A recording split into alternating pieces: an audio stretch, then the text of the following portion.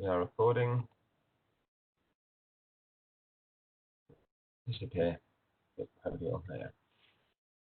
Good afternoon, everybody. Thank you ever so much for coming along to my session with Mike, my good friend here, on Moodle for advanced users. In the chat, you should see a Nearpod to be able to follow along with this on your screen, which should allow you to get into the activity we've got going in a minute. There is an element of this as well, like I kind of just mentioned, where what we want to try and do is help you answer questions you may have kind of come up with at the moment. I think a lot of this is people come to my training normally, they'll learn something, they'll go away, they don't necessarily have time to think about it, and now we've been thrown into this situation of having to produce things. You may have done the training and gone, I've forgotten. And trust me, that is the 90% of my life. As I think I heard about this once. I usually then go and ask Mike what it was I've forgotten. He's like, I wasn't even at your wedding, Tom. I don't know what you're talking about. It's like, I married someone. Don't know who it was. So I can see I have 6 people in. That's a good start. So Moodle has a whole range of tools. Now, what I have done is very cheekily taken slides from other things I've used this week. You'll have noticed this from my H5P session. I say mine and Mike's H5P session in the week. H5P is a relatively simple tool in one respect, but I would also say it is actually the link is in the Nearpod. I can share it again. Share, copy. Can you see that there, Jim? And the code is FKINC if you just go to join.nearpod.com. There are advanced elements of things like H5P as well, in that there is a learning curve to producing these tools. And again, H5P is actually outside Moodle. Although, am I right, Mike, that it is now going forward going to be essentially part of the core bundle of Moodle as well, so it will be a lot more. Yeah, I'm getting a nod. So H5P is definitely becoming more of a Moodle feature in and of itself, even though it's a third-party tool. It does have a lot of functionality, and again, maybe Mike wants to just quickly jump in there about his experience of H5P on its own. Yeah, can do. Yeah, so it's got a lot of really good interactive elements. So things that previously you'd probably need some web design skills to produce, you can do very, very easily with this. Drag and drop questions, then the blank questions, sliders across images, so you can look at the juxtaposition of 2 images. Lots of really fun ways to make kind of activities more engaging, especially when you're teaching purely at a distance. So you can mix this up with knowledge check questions against some of your recorded materials, maybe. Lots of really good ways to use it. The tutorials on the site are really good as well. So it includes lots of media.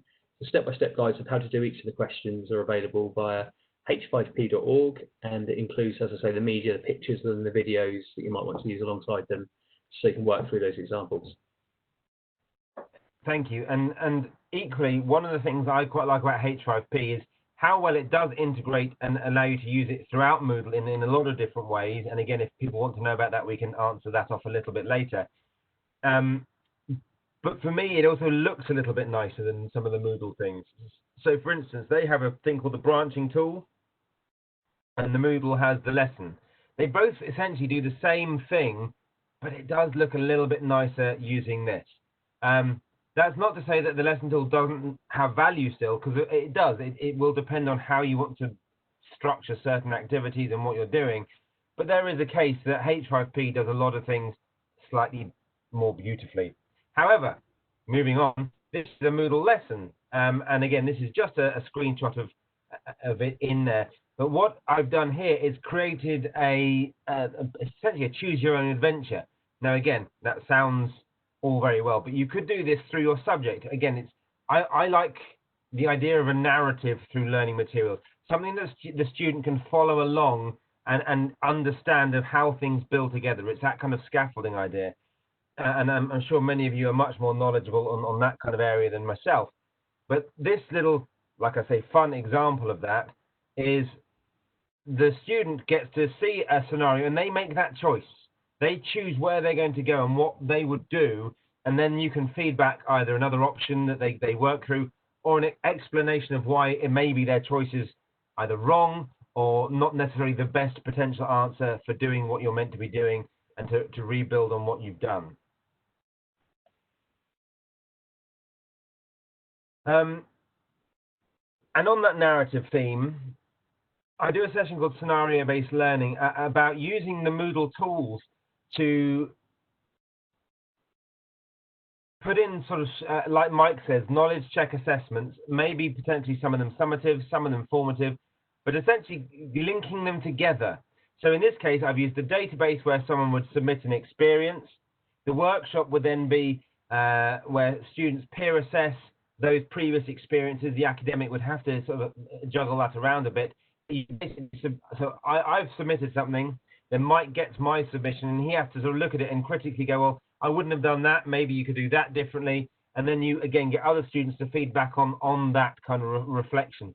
And for me, it's about that whole reflecting and sort of cyclical working along the knowledge, so that you're always building on people's own experience, so that they can actually apply in their own idea what it is that you're trying to do.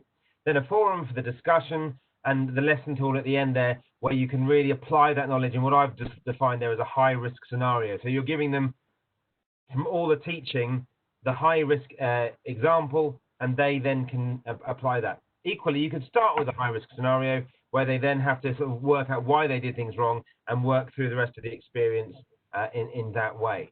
I think for me, it's about giving them a range of assessments and a range of different activities, and like Mike sort of talks about this week, with those knowledge checks. But I think what can work really nicely is if you build one activity into the next as well, so that it's not just 5 different standalone activities. In this case, there is a narrative between each part of that assessment, even if they're not done 1, 2, 3, 4. They may be done in week 1, they may be done in week 6, and they may be done in weeks sort of 9 and 10. What you're doing is spreading them out that fits between your materials, but gives them the chance to apply what you're trying to teach as you go. And this is just a screenshot of what a database might look like, where students have uploaded their documents, there's a summary around it, and you as the academic can delete and amend anything that they've uploaded. With the database, and again, maybe Mike's got some examples of how he's used the Moodle database. Another one is like a resource gathering tool. One of the ways you could do it would be the students submit useful journal articles, and every other student can then view those, add their own, and comment on them as well. And what's quite nice with the database is you can set it to be that they can't see any entries until they've posted 2 or 3 of their own anyway. So they have to engage at some level before they can start to sort of leech off each other. But actually, there's an element of leeching isn't bad if everyone's doing it. That's knowledge sharing, surely. Have you used the database much, Mike? I know you use much bigger databases than this, but yeah, I really like the database. It's nice. It's very flexible. So you create a form that students use to submit information by. So a name for what they're submitting, as Tom's highlighted, a document they're submitting, and lots of other options. But it's we're working on a database at the moment to gather together examples of online teaching activities. You just create the form and then ask people to submit to it, and then you can use it's very much searchable, so you can look for key phrases and different tags to what students have submitted. So yeah, that's the only one I can think of off the top of my head is that one we're producing at the moment for different lessons that you can run or different activities you can run, which are donated by other academics. The only other one that's just popped into my head was from our colleague Abigail Lee from when she worked in technology, and they used the database for people to submit photos from like a conference day, so they could, everyone could post their photos to a central resource, and they just used the database. It was basically one entry, one tab in there, which was for upload photo, and that's what they used. It was a good way of putting everything in for that conference. So it can be as simple or as complex as you like, and that I think sometimes gets lost with Moodle.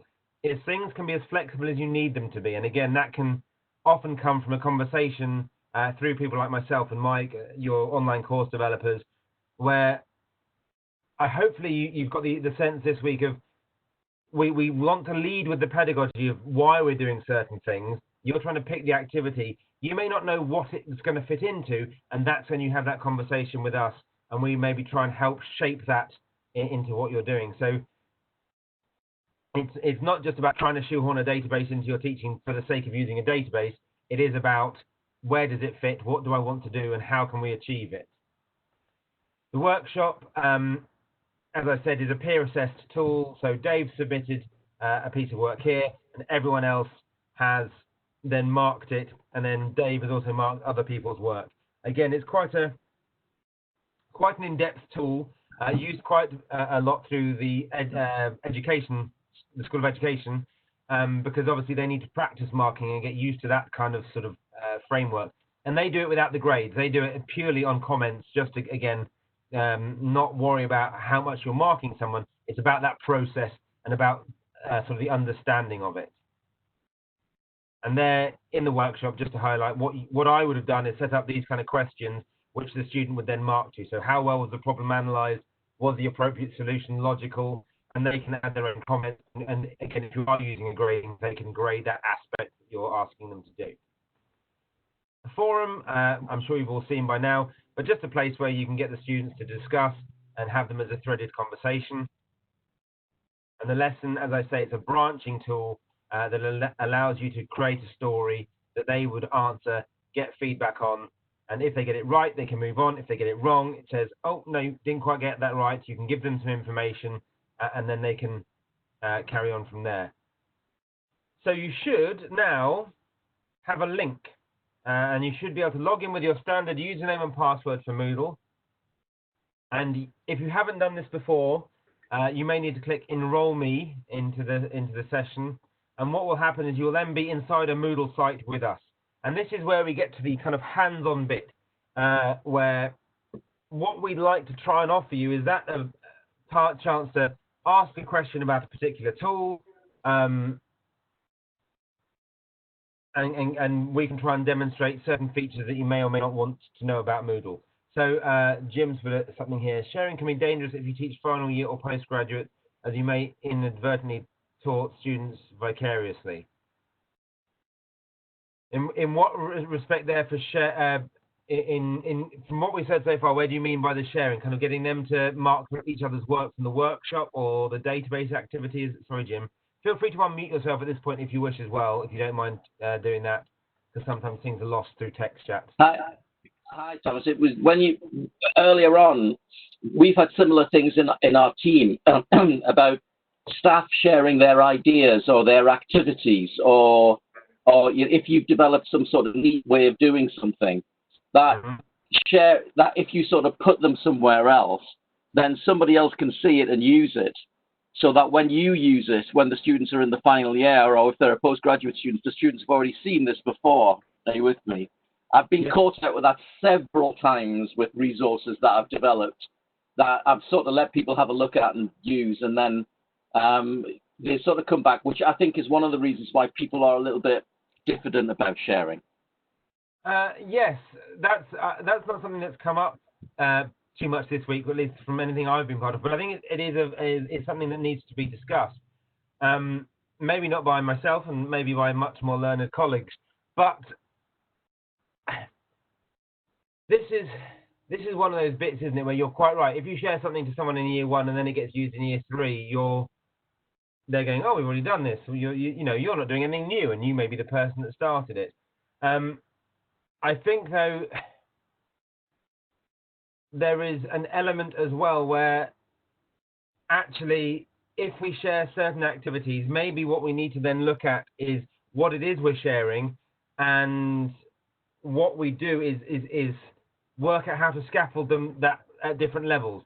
So you may share a base resource that you create, but you then make some amendments for level 7 students or level 6 students, whereas level 4 students, it would be amended by that tutor. So it's not the same activity. It may appear very similar, but what you would have is a different set of learning outcomes and a different kind of objectives behind the activity despite being a baseline thing. It's kind of like buying pancake mix from the shop. I could buy flour and stuff and I make the pancake myself. I could just buy the box that's made it, but actually what I then do with that pancake mix, be it chocolate spread, be it lemon juice, is going to be different for the different people I'm serving it to. So I think there's an element of good practice that we need for sharing resources, because I think it will ultimately help share good resources around everybody. But I think then it comes down to more a conversational thing of, I'm giving this to you, but I'm also on the same course as you. Please don't use this for those students because I want to do it in my teaching this far down the line. And again, feel free, please, someone else jump in and tell me I'm right, Jim's right, we're both wrong.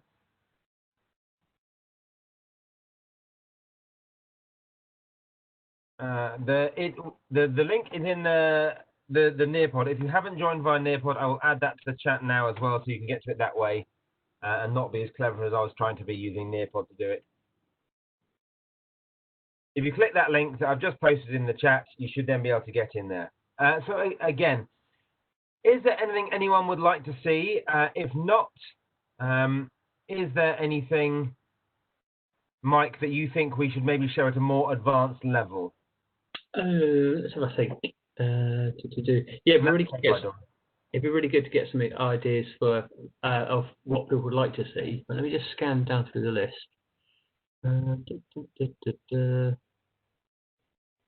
I quite like the group self-selection tool. I think that's quite good. Groups. I love groups. I'll just can I pop that on the screen? Just because I think group allocation will become quite key. Sorry, did you want me to share it, or are you going to? I'll jump through it. That's not a problem. So I'm going to share. So you've got two. So I'm looking at the Add Activity menu, and you've got the Group Self-Selection tool, which I'll add now. So you've got a number of choices. So as the name suggests, it allows students to choose what group they join. You can do a number of things. You can let students create their own groups and name them, and give them complete autonomy over those, or you can create the groups in advance and allow your students to join them. I'll go for that first example first. So we'll let students create their own groups and call them whatever they want. So we'll call the activity Choose Your Group. So I selected group self-selection activity from the list of resources, and I'll say, please use this activity to join a group. You can make it time restricted, so students can only join and create groups during a session that you're delivering. And as I say, you can select it from existing groups. So Tom's got a number of groups on his module already, but we won't do that. So that is select groups from a grouping. So a grouping is a container full of groups, so a group of groups. If you do very quickly, sorry, Mike, refresh your page. I've just made you one for now. Oh, okay, great stuff. So reload. Is that gonna? Okay, let's have a look on the groups. Okay, great stuff. Okay, so select your group. Please use the activity to join a group. So Tom's kindly created Friday session, which is a group. So it's a grouping. So it's a number of groups all grouped together. And you can also put in. So say you have 100 students.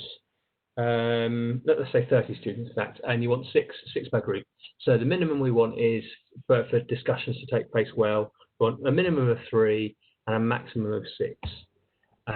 And that's the number of groups to participate in. Okay, so you're only going to be part of one group. Participants can join groups, they can leave groups if they join the wrong one or their friends in another one. And they can also create groups. But I'm going to untick that because, Tom, have you created groups within that grouping? Great stuff. So I have one for me and one for you. Great stuff. So we've already got our group set up, which is controlled by this grouping Friday session. So that's got 2 groups in it, one for me and one for Tom. And that's all I really need to do. I can join groups, I can leave groups, but I can't create groups in this instance. And if I press Save and Display, I'll show what that looks like. You've got Mike's group and Tom's group, and I don't know if I can join it. I can edit the group description if I want to, but I think with my role I can't join them. But you would have a join button next to these groups, or the students would do. So they'd go into this activity, they'd join their group, and then on from there. You can do lots of advanced things with groups. You can tie other activities to them. So you could say that your discussion activity depends on the group you're in, and then put a link off to, I've used this before, I've put links to Google Meet in the description. So join a group and then press the link to go off to the corresponding Google Meet room. And then you as a member of staff have got a nice list of the groups, who's in them, and what the links are to the Meet sessions. You can just jump between those and ask them to discuss. And you can, as you would do in a normal discussion group, you can just walk around the tables and kind of find out what's going on and kind of ask if anyone's got any questions. So you let the students choose the group they want to join. You can use the Moodle group functionality, so a counter way of doing this. So sometimes you want to mix up the groups. You don't want students working with their wrong page. So you don't want students kind of just sat with their friends. I'm gone to the wrong page. Sorry, mate. Back on more. So if you don't want students to just pick their friends and join them, under the cog icon on the main Moodle page, if you go to more and users, you've got a group option. So this is what Tom did for me in the background while I was chatting away, and I can create groups. So I could have created a grouping. So if I'm just going to do this based on groups we've already got. So if I go to one of my groups, I can add and remove people to those groups. But I can also create groups and allocate people to them. Actually, I'm going to use ones we've already got. So if I go into one of my groups, I've got auto create groups at the bottom here. So if I press auto create groups, I can create a number of groups and then I can allocate people to them. So group naming scheme will be group at, so it will create numbers for those groups. Just jumping on that point, yeah. Where it says group and at, it can be either group at or group hash. Group at will do group A, B, C, D. Group hash will do 1, 2, 3. But you can remove the group, so you could call it field trip at, and it'll do field trip A, B, C. So you can have multiple groups with different names, but you can change what that would be. So yeah, there you go. Discussion group hash. We'll create it saying discussion group 1, 2, 3, 4. Okay, and you can create that based on, so we're going to automatically add people to groups, and we can do that based on the number of groups or the number of people you want in groups. So we'll do it based on the number of people you want in the groups. And as we said, we wanted 6 people in each group. And then the members will be selected from the students already on your course. So it will keep creating groups until there are 6 in each group. And I can do that based on grouping if I want to as well. And I'll preview what that's going to do for me. Before you do that as well, yep. That bit where you've got the group member count, it says group messaging. At the top right, where you can see in Mike's, you've got the bell icon with 37. Next to that on the left, if you pull out the menu icon, so the messaging icon on the left of that. Yes. Students here can't create their own group chats, but you can. So again, where you're creating this, if you turn on that group messaging feature, the students can then use Moodle's messaging facility and have live chats within that. At the moment, they can't create those groups themselves unless you set up the group self-selection tool to allow that group creation. I haven't looked at it in detail of whether they can then choose to make groupings for that as well, for the discussion side of things. But that's a fair point. So they feed through. So when we allocate people to groups, they can still use those for messaging outside of the course. That's quite useful. So discussion group 1, 2, 3, 4, 5, allocated based on number of people. So there'll be 6 people per group, and we'll do it based on the students on the course. as I say, we don't want students working with all their friends, so we're randomly going to assign those students to those groups, and we can preview what that will look like when it happens. So if I press preview now, I do need to give it a grouping name, so discussions. You can change that to say no grouping. It's because it's minimized. Sometimes it comes up with it already defaulted to having a new group. It's a little annoying like that. Groupings are quite handy anyway. It kind of keeps them. So if you're using different groups every week, then it's worth having. I'll just put in week one group. So I'm going to mix it up as we go along. So students are working with different people every week. So if we do a preview, we haven't got many people on this course, so it's only going to create one group, but it's going to put those 6 people in. But you can imagine if you had more students, you'd have more groups, and people will be randomly assigned. So a nice, easy way to kind of mix people up. And then, as I say, you can use those groups to link to other activities. Here's a good one to preview. If you go up and change that from 6 to 2, because there's 7 people there, I think. Was that? Yes, I think so. Look. Now, there's an option there you can see that says allocate members randomly. There's underneath that it says prevent last small group. So as you can see, Jake at the bottom there is all on his lonesome. But actually, if you now preview it again, Mike, what it'll do is get rid of group 3 and throw Jake into group 1 so that there isn't a small group of 1 person because of how we've allocated it. So you can be quite clever in that respect as well, that people aren't left off on their own. Blues feels blue. Yes. There we go. It's just thought about quite useful because we'll probably be doing a lot of online group work. So it's like a couple of ways of doing it. Let students choose their own groups or allocate them randomly as you need to using those 2 options. If I take it back a second, I have ready to go that poor unhappy student of Jake Blues who wants to join a group with other people. So Mike, as you saw, created the group self-selection. So Jake can see that in his list here of select your group. So he'll go in. And so there's Mike's group and Tom's group. So I know Mike's my tutor. So I'm going to choose to become a member of that group. Become a member of Mike. Sounds almost cult-like, doesn't it, buddy? It does. Now, again, because of how it's been set up, I can leave that group and I could choose to go into another one. But essentially what you have is the ability for them to either jump in and out of groups, or you can set it, as Mark asked in the chat, you can set it that they can't change, and then you'd have to manually move people to the correct group. John asks, if you have multiple groups, please be careful if you use groups and groupings for submissions on Moodle assignments. I'd be interested to ask, maybe not the right time, maybe interested to ask what problems you had, as yes, I think John's quite right that it can get sometimes inception level confusing with groups and groupings, depending on how many groups you're making and what it is you're trying to do.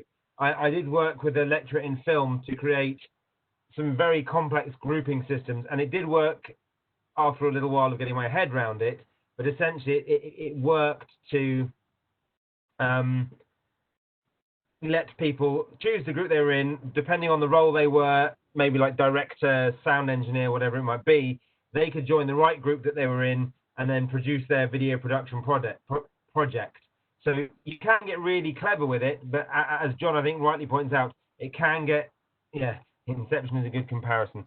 It can get a little bit confusing at times, but that's where if you're even remotely confused going forward, I do a training session on it, and we can also have a more slow-paced conversation about what you want to do and how you get to achieve it using the groups and groupings. But I think Mike's right.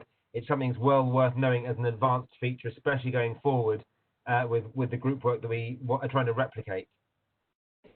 Mark asks the question, on the coursework group front, if you want one person from a group to submit the group work, do we have to tell Moodle which student, or can it work that out after the group is submitted? You can't tell it which one is the submitter, but you can set a Moodle assignment that basically only one student needs to submit, so that you'd have to kind of, in your scaffolding of that, say, right, you have to decide who's submitting. So I'd go, all right, Mike, we've done the work, can you please submit? And then if he doesn't, well, and again, actually that's probably quite a good bit to show on as a continuation here. So I'll create a Moodle assignment very quickly, not worrying about all the other settings at the moment. Submit. Mr. B. Ignoring all the other settings here, I'm going to go to, actually that's, where is it? Under submission settings, it is a precursor to where we get to the group submissions. The option here is submissions are kept as a draft until submit button finalizes submission.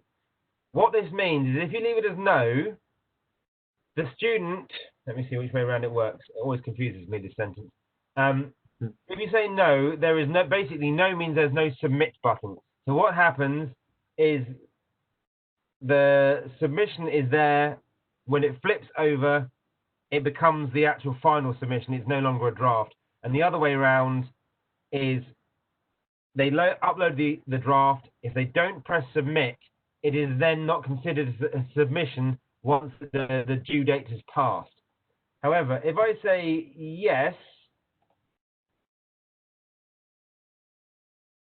so that with the yes, there is now going to be a submit button. In here, I've got it students submitting as groups, and I've been given other options. I can say choose the grouping, so it's going to be the Friday session. So basically, they're either going to submit to a Mike or to myself. Now, for that group work idea, require all group members to submit no. And what that means is one person will upload it, and it'll go to everyone, and that's it done. If I say require all group members to submit yes, what will happen is Mike would have uploaded the work for us. However, it'll stay in that draft format until I also go in and validate, verify that that work that Mike submitted is the correct piece. So by doing it that way, you are, as a student, you also have that kind of responsibility to check that A, the person you nominated has uploaded that work, for you to then go, yes, this is the correct piece. Because if you leave it as no, and I say, Mike, are you going to do that? And he's like, yeah, I'll do that. And then, you know, Mike's a very busy chap. He forgets to upload it by the deadline. I now fail as well because Mike wasn't able to do it. And I had that shared PowerPoint that we needed to update. So it's kind of that you need to make sure you scaffold that in your instructions and be explicitly clear of what may be expected and how you're setting it up. But you can set it that everyone in that group must approve the final submission, which again then means that they're checking that Mike or I or whoever it would be has submitted the first draft, that you're going to go, yes, this is the correct draft that we're putting in. Required group to make submission is a vaguely worded sentence on what it actually means, which is it relates actually to the back end of Moodle. So as Mike showed you a second ago in the groups area, people can be automatically added in.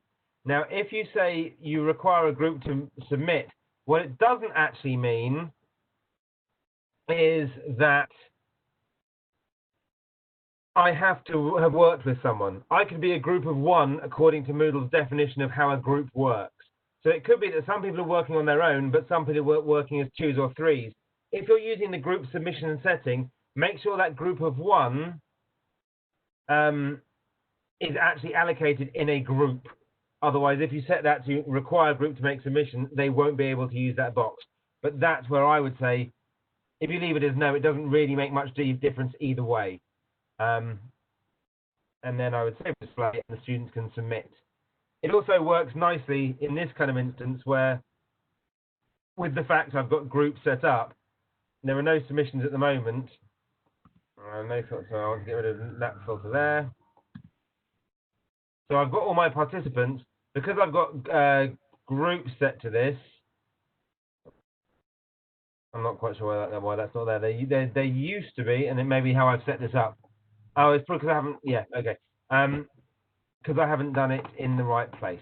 Bear with me, I'll turn that back on. And so if I edit my settings, although I've set group modes there, what I can also do is under common module settings, if I make that as separate groups from our Friday session,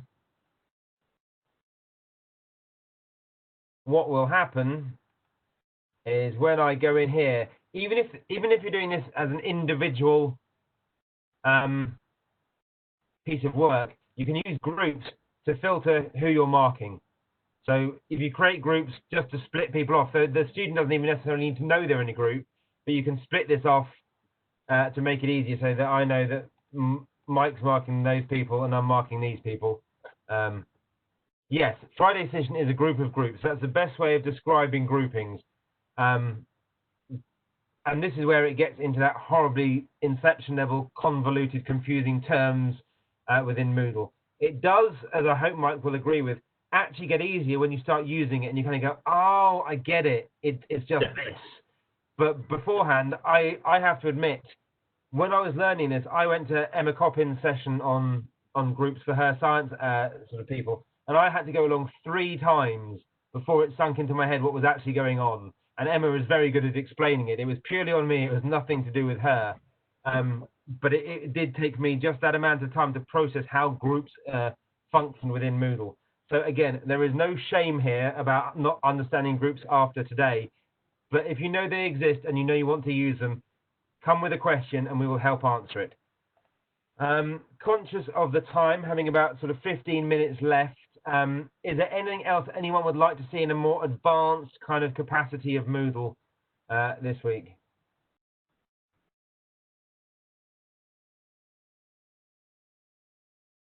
Someone did mention, actually, I think workshop.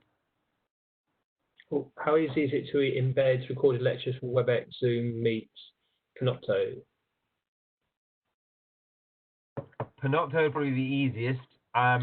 Obviously, essentially, if you've recorded something and you're putting it in to somewhere else, it'll be a video file, and it's then about the embed code for that video file. So again, if you put it on YouTube, for instance, it's then just a question of putting the links from the YouTube into here. Panopto will have the feature, and I know our colleagues have been working very, very feverishly this week while we've been presenting. They've been getting Panopto ready, and some of you came to those sessions yesterday with Sean and Stephen. When we do the fully go live with Panopto, there will be sort of integration here where you can add activities of Panopto, and again, you'll be able to pull down your recordings to put it into sort of the certain places. So there will be sort of that kind of functionality going forward. To embed something, it's essentially a question of where is it hosted to how you get the embed code. And again, so for instance, if I take YouTube just as an example, but pretend it's any other. Yeah, my course is an audio production. How to mix distorted guitars. If I click share and look for the embed code, which is these 2 arrows here, and again, this works for Box of Broadcast. This works for Vimeo and other tools. I can add an activity or resource. I'm going to add a label. Within the drop down here, I expect going forward there will be a Panopto button that will help you embed stuff from Panopto. I haven't had a chance to use it in anger myself, so I don't want to confirm anything that may not be true. Thank you, Mike. But if I click HTML view, again, I don't need to understand this code. I just click it in, click save, and it embeds that video, and it's then within my course. And again, that sort of editor that you see, the Atto editor that you see there, that is present in the book, the label, and the page. I'm just going to cheat a little bit because I'm in Panopto. If we wanted to, don't think I've got any videos. That's the problem. I've got nothing in bed. While you fiddle with that, yeah. Michelle's asked a question that has kind of been asked about scheduling some stuff before. Moodle does have a scheduling tool called the Scheduler. And what the Scheduler allows us to do is create office hours, create meetings. So please book your tutorial sessions. Name of role of the teacher. I don't need to worry about that. Student can register how many appointments, so the student can either only book 1 or maybe they can book 4 sessions in the scheduler or at a time. Are they going to book in groups? So again, if you're doing group work, yes for all groups, or it could just be for our session. So again, it pulls through all the stuff we've just been talking about, but this is going to be open to anyone. You can add guard time in there. So like with our presentations we've been doing this week, a lot of it has been back to back and jumping in and out of things, which doesn't necessarily give you time to stop and think and go somewhere else. So you might want to build in a guard time, if I enable that, of 5 minutes between sessions, with a default slot being 15 minutes. I'm going to turn on notifications, which teachers and students will receive a notification when the appointment is applied for or cancelled, so you can kind of keep up with that if you wish.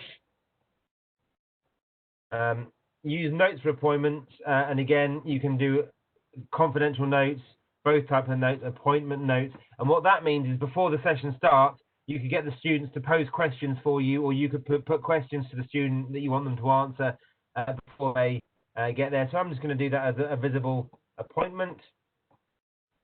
You can add a booking form. I've never tried this, so we'll put it on and see what happens. I can give instructions, and again, that is the other settings. I'm going to click Save and Display for now. So I can see the student, and I can schedule a time with them. Now what I can do is at the top it says Add Slots. So if I select that, I can add a single slot or repeated slots. And this is where you build your calendar around what you want to do. So if I choose repeated slots, I can choose the date range. So this repeats until, so I could do it for just one day. I could do it for through till Christmas. And you can have, I'm going to be available on a Tuesday and a Wednesday. Time range. So I usually get going at about 9. So I'll put 9:30 to give me a real chance to get that cup of coffee in. And it's going to go till 5 o'clock in the evening. I'm going to divide the time slots. Again, 5 minutes per break.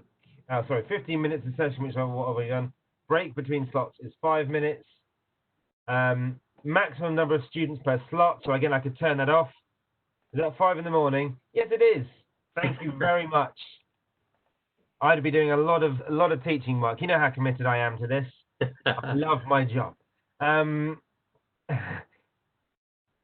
You could set a location if you're going to do these in a physical location as well. So you could use this to schedule it, but they meet you somewhere else. But obviously, we're not doing that. But you could, I guess. Let's try this. Let's give this a go.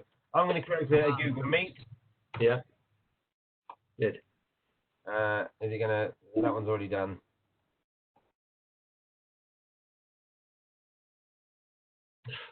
Just one thing to say about Google Meets, they're only persistent if you put them in your calendar. So if you use one like this, it won't last forever. But just as an example, yes. So again, you could add that to your session. So the teacher, and again, what you can do is choose the teacher that it's going to be for. So if you've got people team teaching on this, you could add a scheduler for each different person. Display slot students from now or one day before the slot. So I'm going to do now.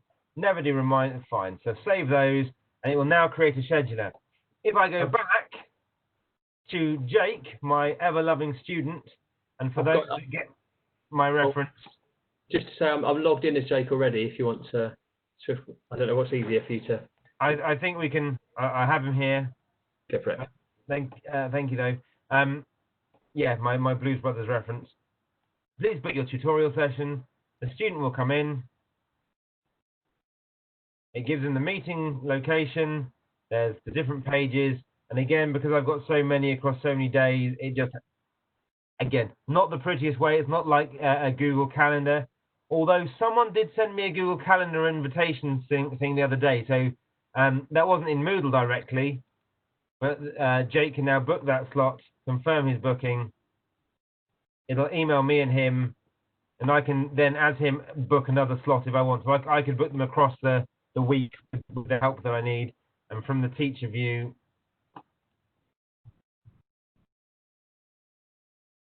I can see who has booked in, and I can see other people's slots as well. So total candidates for scheduling 5, how many have attended, how many have made an appointment. So it is quite invested. It's not, I fully appreciate it's not the best calendar booking system out there. But what it does do is allow us that functionality in a way that isn't a Google Calendar. But you can embed a Google Calendar inside Moodle. And again, with Google Calendars, you can do kind of bookable options. Like I say, someone sent me one the other day where they put slots in their diary that I could choose to add. That was Fiona Cook. She's a research fellow within the department. So if you have questions about how she did her calendar booking, maybe you'd like to drop her an email. There's not that many of you on, so hopefully I won't bombard her inbox, and hopefully she won't hate me too much afterwards for suggesting it. What you do is just clarify that side of it. So if you go to the Google Calendar and press Create, you can. I'll show you that really quickly if that's all right. Share. It's really straightforward actually. We'll actually do that. So just to share my screen. So if you go to the Create button, so in my calendar, and I've selected one of them, press Create, and you, instead of just doing an event, you can go to appointment slots, and you can say slots with a duration of 30 minutes, between what hours? So as Tom was showing there, so I'll go tomorrow, because I'm always available on a Saturday, at 9 o'clock until 12 o'clock, and say more options as well. What else have I got? I can find times so it's available to me nice and easily. If I save that, I should then, it says, so actually that's got, let's share this.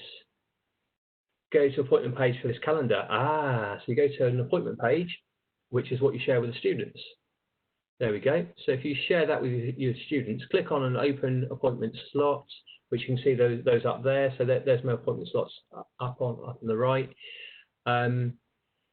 Okay, cool. And then they just book into ones like that. You share that link with the students and they press these buttons to do it. What I probably would do actually, before I did any of that, is maybe create another calendar so it's not showing all my appointments.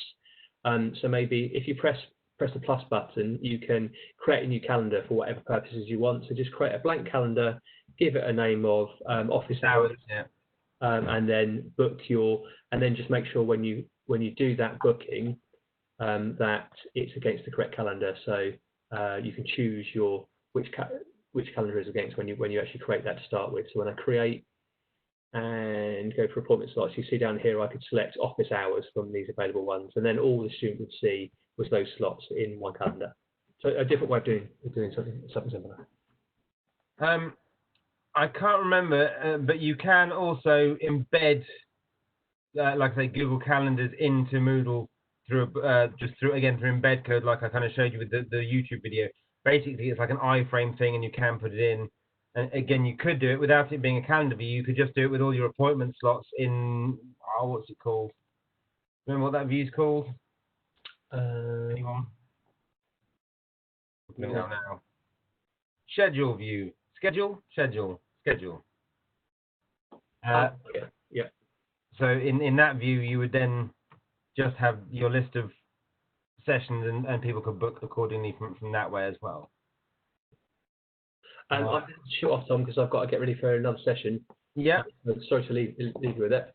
No, that's okay. I think that's kind of roughly where we're at, unless anyone has any other specific questions. But thank you very much for your help, Mike. Yes, please do feel free to come back to me, to Mike, the rest of the eLearn team. You have elearn@port.ac.uk for Moodle questions. Again, they'll probably get funneled to me if they're that kind of bent, as it were. But the team there is obviously used to the Moodle questions that you'd send through. So there is a support structure for you for this. And again, I think a lot of it now is trying to find what you want to do, and we can creatively find ways to get it into Moodle and do something a bit more sort of special and a bit more engaging for the students in an online environment. And again, I fully appreciate that sometimes Moodle doesn't always appear as whizzy and as flashy as something as H5P might, but it is still a very, very powerful resource at our disposal. And I'd hope that people don't forget that it exists. Not that you could forget it exists, you have to use it, but I think you get my point. There's a lot more to it than just uploading a PowerPoint slide, which I think we've now demonstrated over the course of this week, and since everyone's been teaching during lockdown. If there are no other questions, I will stop the recording.